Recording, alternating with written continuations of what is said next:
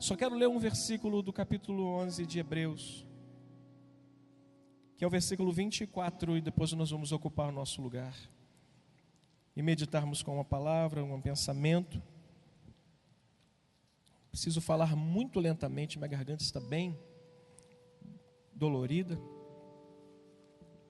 Diz a palavra do Senhor: pela fé, Moisés, quando já homem feito, leia comigo, recusou ser chamado filho da filha de Faraó.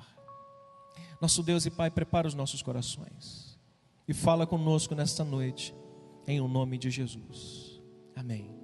Ocupe o seu lugar, guarde o seu coração, para que a gente possa meditar um pouquinho na palavra do Senhor.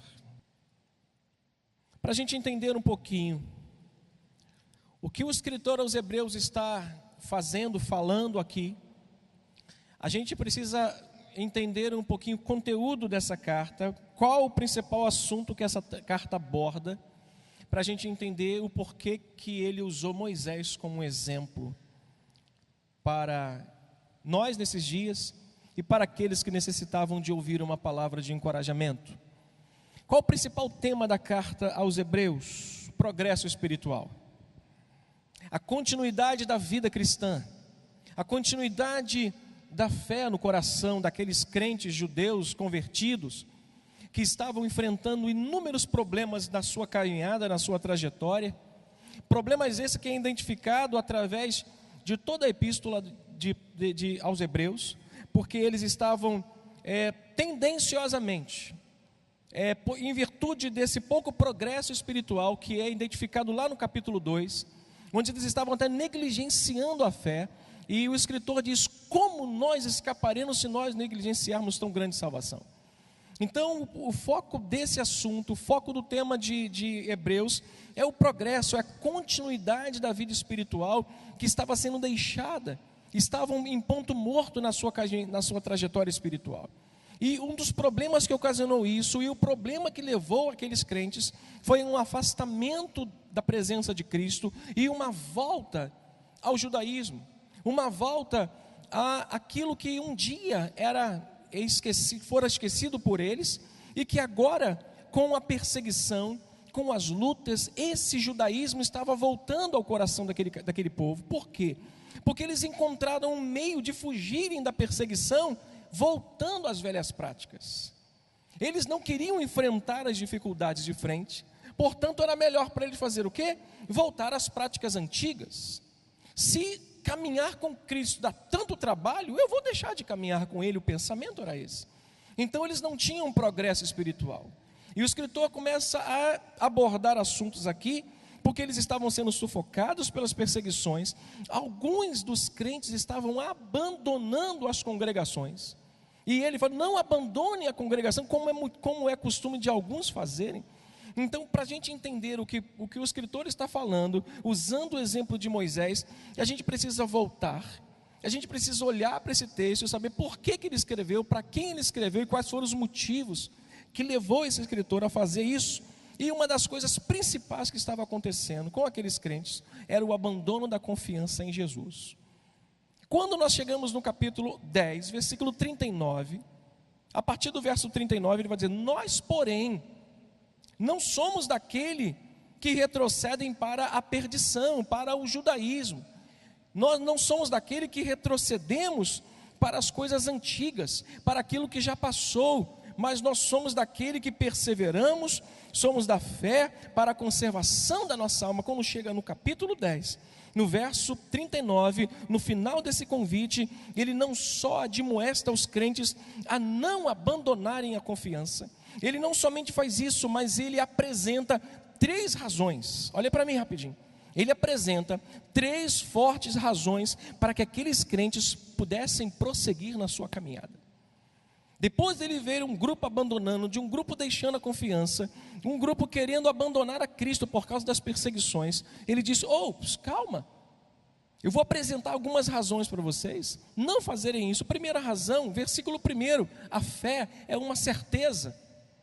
A primeira razão que eles apresentam, que o escritor apresenta, para eles em meio à dúvida que vocês estão vivendo, à falta de confiança de vocês, ao abandono da congregação e ao desejo forte de voltar aos rudimentos da fé lá atrás, voltar às práticas antigas. A fé é uma certeza que vocês precisam ter no seu coração. A primeira coisa que ele faz é mostrar uma razão poderosa. A fé é uma certeza que nós temos a nosso favor. Diga comigo, a fé é uma certeza que nós temos a nosso favor. Versículo 1, segunda razão que o escritor apresenta, para que eles pudessem não olhar, não abandonar, não deixar a confiança e prosseguir, está aqui no versículo 2, pois pela fé os antigos obtiveram bom testemunho. Sabe o que é a fé? Ele estava, em outras palavras, dizendo: a fé é um recurso divino a nós. Diga comigo, a fé é um recurso divino para a minha vida.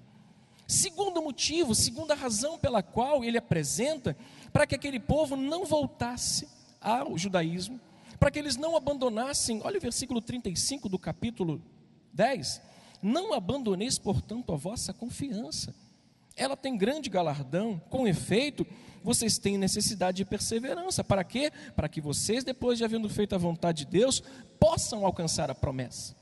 Então nós temos duas fortes razões aqui, para darmos continuidade na nossa vida espiritual. Serve para a gente. Então ele está apresentando duas razões para eles, eu estou apresentando duas razões para nós. Primeira, a fé é uma certeza em meio dos medos e das lutas e das dúvidas que atravessamos. Nós temos a fé como um meio para vencermos os medos, as dúvidas e até aquele forte desejo de nós tirarmos os nossos pés desse lugar e abandonarmos a igreja e abandonarmos a nossa confiança em Deus. E a segunda razão é que isso é um recurso divino. Deus nos colocou no coração a fé e ela é nutrida, ela é acrescida, aumentada todos os dias pela palavra, quando a lemos, quando a ouvimos, quando a guardamos no coração e quando damos prosseguimento na nossa jornada. Agora ele apresenta a terceira razão. Ele apresenta a primeira, a segunda, agora a terceira, versículo 6. Qual é o versículo? De fato, leia, sem fé é impossível agradar a Deus, porquanto é necessário que aquele que se aproxima de Deus creia que Ele existe e que Ele se torna galardoador dos que o buscam. Ele apresenta a terceira razão. Olha, a primeira é: a fé é uma certeza. A segunda, a fé é um recurso. E terceiro, é o único caminho que nos leva a agradar a Deus. Diga comigo, a fé é o único caminho que me leva a agradar a Deus. Ele então apresenta essas três razões, para que esses irmãos não abandonem a confiança, não abandonem a igreja, não voltem para o judaísmo, não deixe de prosseguir com a sua vida espiritual, continue progredindo. E agora a gente chega no assunto que eu queria falar com os irmãos, que é a história de Moisés, que é o exemplo que ele coloca. Mas é interessante que ele não coloca o exemplo de Moisés só, ele coloca o exemplo de Abel, ele coloca o exemplo de Noé, ele coloca o exemplo de Abraão, e ele vai mencionando esses nomes que pela fé não voltaram, venceram os medos, venceram as dúvidas. Quando a gente chega no capítulo 11, é continuidade de um assunto que ele está resolvendo com uma porção de crente que estava capengando na sua fé e dizendo: não é fácil caminhar com Jesus. Agora eu te pergunto, é fácil? Ser crente no tempo que a gente está vivendo é fácil? Seja sincero, às vezes dá vontade de abandonar ou não dá? Dá, mas a certeza que nós temos de fé, o recurso divino que Ele nos deu, que foi a fé, e o único meio de agradar, impele você a voltar ao mundo ou permanecer na presença de Deus? Então permaneça.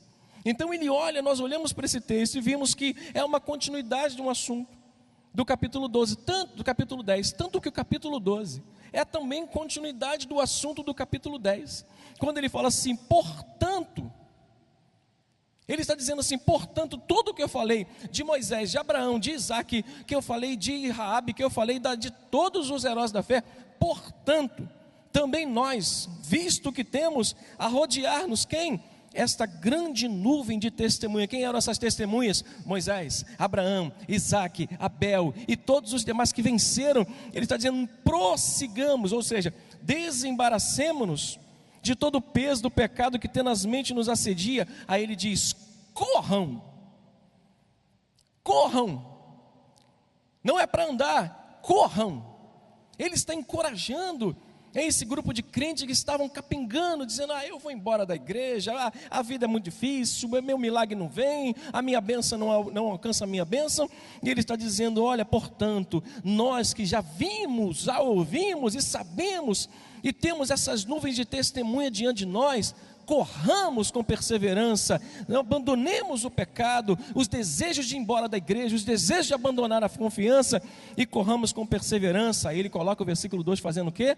Olhando firmemente, não para trás, não com desejo de voltar lá a andar. Desculpa quem tem um Fusca, porque é um ótimo carro, eu acho que é um dos melhores. Para de andar de Fusca, vai andar de Ferrari, que é Jesus. Não olha para trás, não olha para aquilo que já passou, porque nós estamos no novo e vivo caminho, e com intrepidez temos que entrar na sua presença. Ele usa Moisés como exemplo, e eu queria usar para mostrar o que a fé provocou, quais foram os efeitos que a fé provocou na vida de Moisés, quando ele se deteve numa situação em que ele sabia que o lugar dele não era ali. Vamos olhar para o texto novamente e vamos ver com todo carinho, quando ele usa a Moisés e apresenta a Moisés para mostrar os efeitos de uma fé genuína na vida de uma pessoa. Vamos ver isso a partir do versículo 23 e 24. Primeira coisa que nós vamos ver aqui, que ele apresenta, que pela fé, Moisés rejeita o prestígio que tinha no Egito. Primeiro efeito que ele mostra para aqueles, lembrando os irmãos, olhe para mim por gentileza, eu sei que você gosta de ler muita Bíblia. A gente precisa lembrar que tudo que está sendo falado aqui está sendo mostrado a um grupo de pessoas que estavam fracas na fé, desejosas de abandonar a igreja e propensas a abandonar completamente a confiança em Deus. Então ele está dizendo: olha o efeito de uma fé genuína na vida de quem crê em Deus. Olha o efeito na vida de Moisés. Olha o que aconteceu na vida dele, versículo 24. Moisés, pela fé, quando já homem feito, olha o que a fé fez com ele. Ele se recusou a ser chamado filho da filha de Faraó. Moisés foi educado em 2 modelos. Primeiro, ele foi educado pela sua família. Quando Joquebede, que foi a mãe de Moisés, descobre que os filhos seriam mortos, o que ela faz? Todo mundo conhece a história. Ela coloca Moisés num cesto e Moisés segue, e quem encontra? A filha da filha de Faraó. Se você abrir em Êxodo 2, capítulo 9, você vai ver um texto muito interessante. Capítulo 2,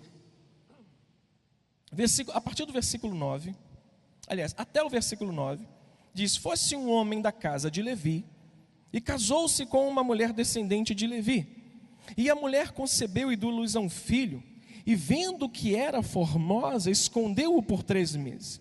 Não podendo, porém, escondê-lo por mais tempo, tomou num cesto de junco, calafetou com betume e piche, e pondo nele o menino, largou no carriçal à beira do rio. A irmã do menino ficou de longe para observar o que lhe havia, ou o que haveria de suceder. Verso 5, desceu a filha de Faraó para se banhar no rio, e as suas donzelas passeavam pela beira do rio, e vendo ela o cesto no carriçal, enviou a sua criada e o tomou. Abrindo, viu a criança, e eis que o menino chorava, e teve compaixão dele, e disse: este menino é dos hebreus. Então disse sua irmã, a filha de Faraó: queres que eu vá chamar uma das hebreias, que te sirva de ama e te crie essa criança? Respondeu ela, leia comigo, e respondeu a filha de Faraó: vai. Saiu, pois, a moça e chamou a mãe do menino.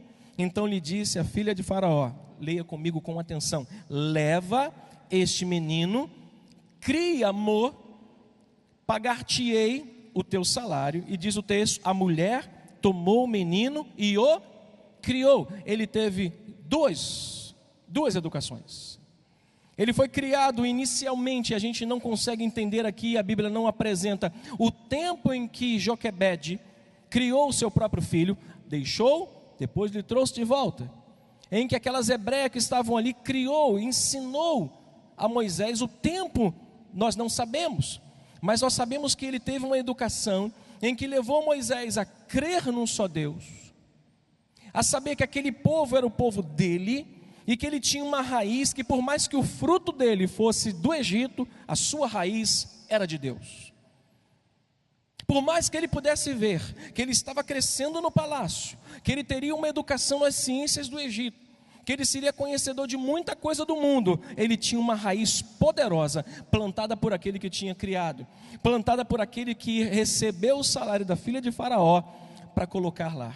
Quando a Bíblia fala que este homem cresce, quando a Bíblia nos mostra que Moisés, pela fé, quando já homem feito, recusa-se ser chamado filho da filha de Faraó, você percebe que isso é um efeito do coração que está cheio da bênção de Deus, da palavra de Deus e dos princípios da palavra de Deus. Irmãos, quando nós temos esses valores no coração, não há nada que seja mais valioso para a nossa vida do que estar em Deus, pertencer a Ele e continuar na sua jornada. Nada pode nos fazer mais ou falar muito mais em nosso coração do que as certezas que nós temos da palavra de Deus no nosso coração. E ele, com a certeza que tinha no coração, pela raiz que ele tinha, por aquilo que fora plantado no seu coração, ele diz: eu me recuso a ser chamado filho da filha de Faraó. Você sabe o que é abandonar? Abandonar uma raiz de um faraó? Deixar de ser neto de um faraó? Ah, pastor, o senhor viu os 10 mandamentos? Não vi os 10 mandamentos da Record, não vi. Mas esse texto me saltou aos olhos pelo número de pessoas que têm abandonado a confiança. Aí eu me lembrei desse texto, pelo número de pessoas que estão querendo abandonar a casa de Deus, porque os medos, as lutas, as incertezas estão tão grandes, as perseguições estão tão grandes. Eu falei, meu Deus, há pessoas que lá atrás foram encorajadas a não voltarem atrás, a não abandonarem a igreja, a não abandonarem a confiança, olhando para Abraão, olhando para Moisés, olhando para Abel. Percebe que em todos eles nós vamos encontrar aqui um verbo: ofereceu. Olha para mim, versículo 4 do capítulo 11.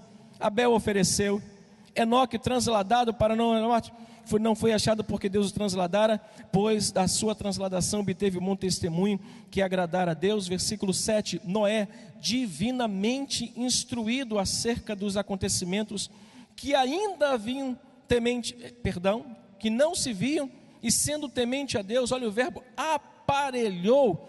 Todos esses homens tiveram atitudes de não se misturarem, não voltarem os seus olhos, não colocarem o seu coração naquilo que não fosse plenamente divino, que fosse absoluta certeza para eles que aquilo era de Deus.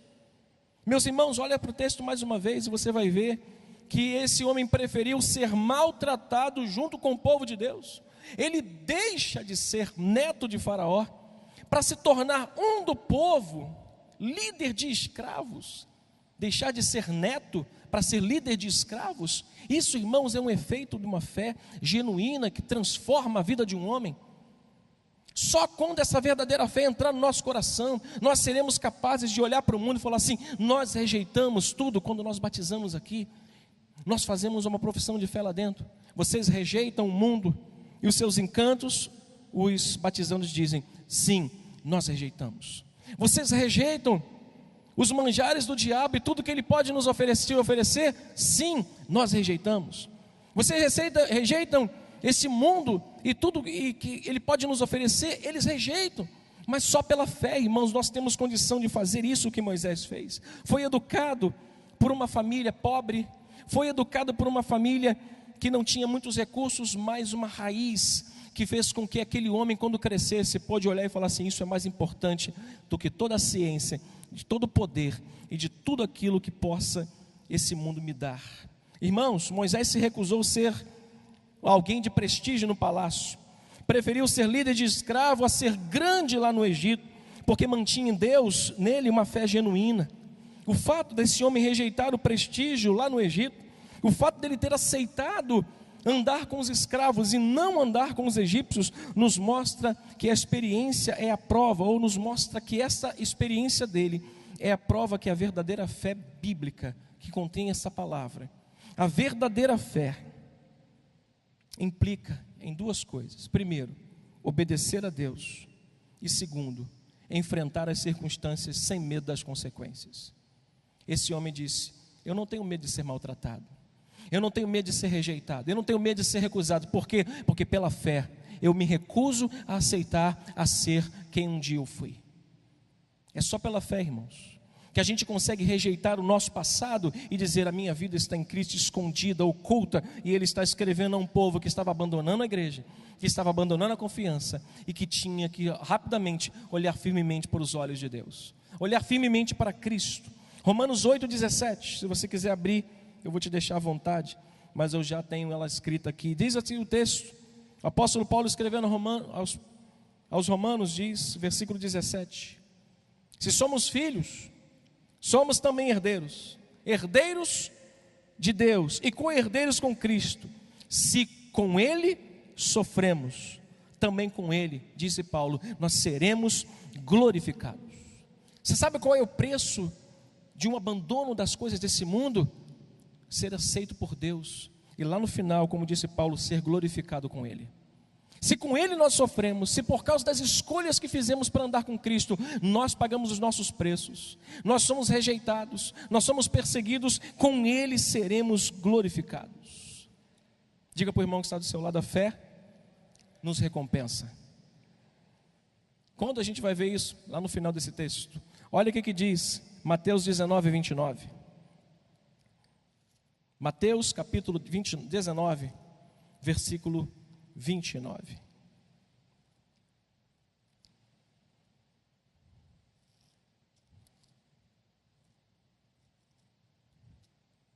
(19, 29) nos diz assim: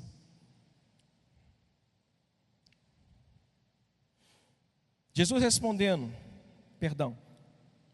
versículo 28 e 29. E Jesus respondendo: em verdade vos digo, que os que me seguiste, quando na regeneração do Filho do Homem se assentar no trono da sua glória, diz o texto, também vós vos assentareis em 12 tribos, 12 tronos, para julgar as 12 tribos de Israel. Verso 29, leia comigo.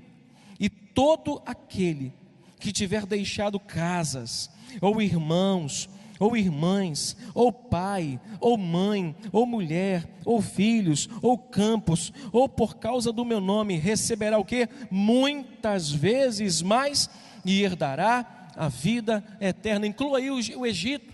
Este homem rejeita tudo pela fé, e a recompensa que ele tem, nós vamos ver no versículo 28 e 29. Esse homem celebra a Páscoa, esse homem vê a glória de Deus, esse homem vê os seus algozes sendo enterrados no mar Vermelho. Irmãos, a nossa fé deve nos remeter a recusar tudo que esse mundo possa nos oferecer, tudo que esse mundo possa tentar nos fazer engolir ou chegar à nossa vida. Segundo efeito que essa fé trouxe na vida de Moisés, versículo 25 e 26, Hebreus, novamente, diz o texto, o que ele preferiu? Preferiu ser maltratado junto com o povo de Deus, a usufruir dos prazeres transitórios do pecado, porquanto considerou o opróbrio de Cristo por maiores riquezas do que os tesouros do Egito, porque ele contemplava o quê? Ele contemplava o seu galardão. O segundo efeito que trouxe na vida de Moisés foi que Moisés, pela fé, rejeitou os prazeres que o Egito tinha para lhes oferecer. Se tem uma coisa que os olhos saltam, são os prazeres dessa vida. Pecado, como diz o bispo Rubem, não é uma coisa ruim, mas nos afasta de Deus. O pecado não é uma coisa que não traz um desejo a nós. Pelo contrário, quando Davi estava lá em cima no seu palácio, ele observa uma mulher passeando, tomando banho, e o olhar de Davi foi justamente para aquilo que ele não podia alcançar, não podia obter, porque aquilo não pertencia à sua vida, só que ele não conseguiu rejeitar, ele não conseguiu recusar, e aquele prazer que o Egito tinha, que aquele palácio naquela borda ali tinha para ele, foi maior do que as convicções que ele tinha sobre Deus. Irmãos, quando nós temos uma fé genuína, o mundo não nos tem mais encanto, nossos olhos se fecham para o mundo. As coisas desse mundo são transitórias, são passageiras. Se a gente sofrer, sofremos por amor dele, porque o nosso galardão está reservado. Eu gosto muito de um texto, de um livro que eu li, que foi mencionado, João Calvino, que diz: a verdadeira natureza da fé consiste em ter Deus sempre diante dos nossos olhos. A verdadeira fé consiste em nós nunca tirarmos os olhos de Deus. Hebreus capítulo 12, versículo 2. quando Ele diz: olha, depois que vocês desamarrarem o coração de vocês, as pernas de vocês, os braços de vocês do pecado que tenazmente assedia, olhem firmemente, corram para o autor da sua fé, que é Jesus. Irmãos, a natureza da fé consiste em termos sempre diante dos nossos olhos Jesus Cristo. Isso é que vai me fortalecer a não aceitar as coisas do mundo e não ter mais prazer nas coisas do mundo. 2 exemplos, Daniel e Davi. Davi eu mencionei, Daniel rejeitou comer do banquete do rei. Por quê? Porque sabia que aceitar aquele alimento serviria para ele como uma sentença. Ele seria escravo para sempre das dependências, dos favores daquele rei. Ele recusa porque ele sabia que no momento em que ele pegasse aquilo para ele, que ele tomasse aquele manjar, ele seria escravo para sempre do rei. Quer ser escravo do pecado? Começa a dar abertura para ele. Quer ser escravo das coisas desse mundo? Começa a abrir o seu coração e tirar os seus olhos de Deus para você ver. Quer ser escravo e quer ver com que esse mundo começa a te encantar? Quer ver uma coisa interessante? Um jovem de 23 anos deu uma entrevista certa feita, né, para uma repórter. Aí a repórter perguntou para ele assim: me dê 2 coisas que você gosta muito de fazer. Ele joga bola e ir para a praia. 2 coisas que você não gosta. Ele dormir cedo, porque eu durmo tarde, e acordar cedo. Aí ela: então você dorme pouco? Ele: não importa, eu não gosto de dormir cedo, mas também não gosto de acordar cedo. Eu gosto de acordar tarde. E ela disse assim: me fale 2 coisas que você acha que é nocivo para a vida de um ser humano. Ele: eu vou falar 3: sal, açúcar e cocaína. Aí ela disse: não tem mais nada que é perigoso para você não. A minha mãe sempre diz uma coisa. Minha mãe fala que tem uma coisa que é mais perigosa do que cocaína, açúcar e do que sal. Ela disse o quê? O pecado. A repórter olhou para ele assim.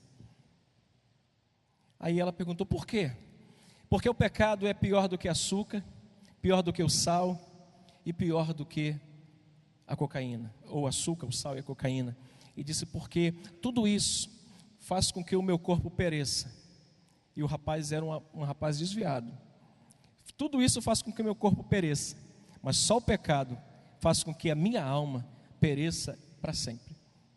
Se tem uma coisa que a fé tem que me fazer, é rejeitar esse mundo, os prazeres desse mundo. E foi isso que Deus fez através de Moisés na fé. Ele rejeitou ser chamado filho da filha de Faraó. Ele rejeitou os prazeres. Imagine você, um homem que tinha acesso ao palácio, tinha tudo, e ele não aceitar os prazeres que esse palácio tinha. Imagine você ser filho de alguém que pode te dar muitas coisas e você dizer assim: não quero, eu não aceito isso. Por quê? Porque a minha vida está escondida em Deus. Eu não tiro os meus olhos de Deus, porque a natureza da verdadeira fé é sempre ter Deus diante dos nossos olhos. Diga comigo: a natureza da verdadeira fé. Diga: a verdadeira fé consiste em ter Deus sempre diante dos meus olhos. Nunca tire Deus diante dos seus olhos, porque quando você tirar Deus diante dos seus olhos, a única coisa que você vai enxergar são prazeres que vão te levar a sofrer e perecer na presença de Deus. Pode ter certeza. E por fim, o que Moisés rejeita? Que efeito trouxe na vida de Moisés aquela fé que o escritor aos Hebreus está dizendo que é a certeza, que ele está dizendo que é um recurso divino, que ele está dizendo que é o único meio de agradar a Deus? A fé que Moisés tinha fez com que ele rejeitasse a pressão que aquele mundo exercia sobre ele, que o Egito exercia. Versículo 27, leia comigo até o 29. Pela fé ele, Moisés, abandonou o Egito, não ficando amedrontado com a cólera, com a pressão do rei. Antes, o que ele fez? Permaneceu firme, como quem vê aquele que é invisível. Olha para mim, meu irmão, fica firme. Aqueles crentes estavam todos eles amedrontados, porque estavam sendo perseguidos. A estratégia dele foi: vou sair da igreja, vou me fingir de judeu, vou me fingir de mundano. Para quê? Para eu me igualar com eles, para quem sabe eles não me persigam mais. Aí o escritor aos Hebreus fala assim: olha para Moisés, meu filho, rejeitou as coisas de Faraó, rejeitou os prazeres do Egito e não ficou com medo do que o Egito ou o faraó pudesse fazer com a sua vida. E ele está dizendo para eles, ele perseverou firme. Eu digo para vocês nessa noite, permaneçam firmes em meio a tudo e qualquer situação que possa estar tentando apagar a esperança, a confiança e tentando remeter vocês para fora daquelas portas.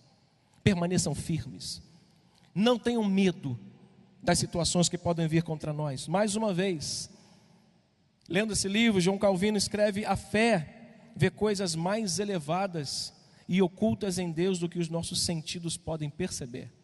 Moisés estava vendo coisas que Faraó não estava vendo. Talvez alguém lá na sua faculdade esteja dizendo assim: fala sério, a minha filha fez 15 anos ontem, e eu sentado com ela, eu fiz uma oração dizendo assim: Deus, eu quero pedir 3 coisas para minha filha que eu não posso dar. Eu não posso dar muita coisa para ela, mas o que eu posso eu dou. Mas eu quero pedir 3 coisas no meu íntimo para que o Senhor possa dar ela que eu não posso dar. Primeiro, salva ela. Mas por que, pastor, sua filha não é salva? Meu filho, é salvação individual. Hoje ela tem 15, amanhã ela vai ter 30, vai se casar, vai ser mãe, vai ser esposa. E eu não sei como é que vai ser a jornada dela. Eu estou ensinando, mas isso não depende de mim, depende dela. Eu digo: Senhor, salva ela. Segundo, Senhor, protege ela. E Senhor, permita que ela possa ser alguém que glorifique o teu nome. 3 pedidos que eu fiz para Deus. Tira os olhos dela. Não deixa que os olhos dela se encantem quando ela começar numa universidade. Não deixe que os olhos dela se encante quando ela começar a se deparar com novidades na faculdade. Que ela possa, eu me lembrei de Moisés, que ela possa recusar, que ela possa rejeitar os prazeres e que ela possa, acima de tudo, sofrer as pressões sem se desviar da sua presença. Meus irmãos, a fé vê coisas mais elevadas e ocultas em Deus do que os nossos sentidos podem perceber. Foi por causa do medo que Abraão mentiu. Foi por causa do medo que Isaac mentiu. Foi por causa do medo que Jacó fugiu de Esaú. Foi por causa do medo que Arão construiu um bezerro de ouro. Foi por causa das pressões que pessoas cometeram grandes erros da sua vida. E aquele povo estava quase cometendo um grande erro, abandonando a confiança e a casa de Deus. Nesta noite, não abandone a sua confiança, não abandone a casa de Deus. Ela tem grande galardão na sua vida, porque se o Senhor estiver aqui conosco, irmãos, certamente quando saímos por aquelas portas, Ele há de nos sustentar em mãos, para que esse mundo não nos encante. Não nos encante. Coloque a mão no seu coração e diga assim: esse mundo não vai me encantar. Os prazeres desse mundo não vão me atrair. Diz o texto de 1 de Pedro, capítulo 4, verso 14 ao 19. Você não precisa abrir, eu vou ler para você, que eu quero ganhar tempo para nós orarmos. Se pelo nome de Cristo, disse Pedro, somos injuriados. Primeira epístola de Pedro 4,14. Ele diz o texto: bem-aventurado nós somos, porque sobre nós repousa o Espírito da glória de Deus. Verso 15 ele diz: não sofra porém nenhum de vós como assassino, ou ladrão, ou malfeitor, ou como quem se intromete em negócios de outrem, mas se vocês sofrerem como cristãos, não tenham vergonha disso, antes glorifiquem a Deus com esse nome, porque a ocasião de começar juízo pela casa de Deus é chegada. Ora, se primeiro vem por nós, qual será o fim daqueles que não obedecem o evangelho de Deus? E se é com dificuldade que eu e você que estamos aqui, se é com luta que nós estamos sendo salvos, onde vai comparecer o ímpio? Diz o texto: sim, o pecador. Por isso, ele diz e conclui: por isso, também os que sofrem segundo a vontade de Deus, como Moisés, encomendam a sua alma ao fiel Criador na prática do bem. Permaneçam. Como Moisés, ele disse, ele abandonou o Egito, não teve medo da cólera do rei, mas permaneceu firme. E olha o que acontece no versículo 28, ele celebra a Páscoa. No fim, a fé que Moisés tinha, a genuína fé de Moisés, não só fez ele recusar prazeres e o Egito, a recusar a pressão, mas celebrar tudo o que a sua fé lhe proporcionou. Creia nisso.